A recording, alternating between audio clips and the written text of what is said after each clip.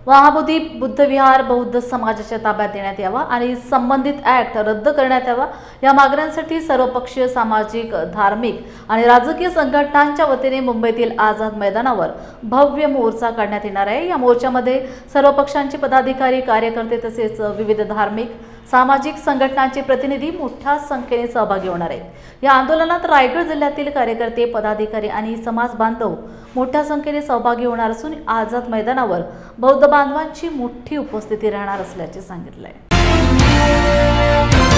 मुंबईला जो आझाद मैदानमध्ये जो मोर्चा होणार आहे तो आरपीआयच्या वतीने मोर्चा होणार नाही।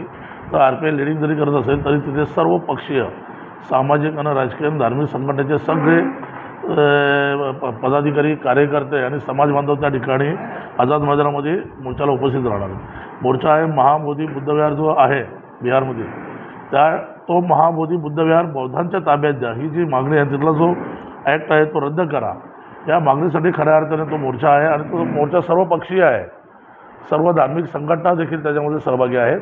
तर तो खूप मोठ्या प्रमाणात मोर्चा मुंबईला आझाद मैदान या ठिकाणी होणार आहे। आणि आमच्या बौद्धांच्या ज्या मागण्या आहेत, म्हणजे बौद्ध विहार आमच्या ताब्यात पाहिजे, महाबोधी बुद्धविहार, त्या संदर्भातील सरकारला आमच्या ज्या भावना त्या माहीत झाल्या पाहिजेत, त्या दृष्टिकोनातून खऱ्या अर्थाने त्या ठिकाणी तो मोर्चा होणार आहे। आणि त्या मोर्चाला रायगड जिल्ह्यामधून जास्तीत जास्त मोठ्या संख्येने त्या मोर्चामध्ये सर्व कार्यकर्ते, पदाधिकारी, समाज बांधव सहभागी होणार।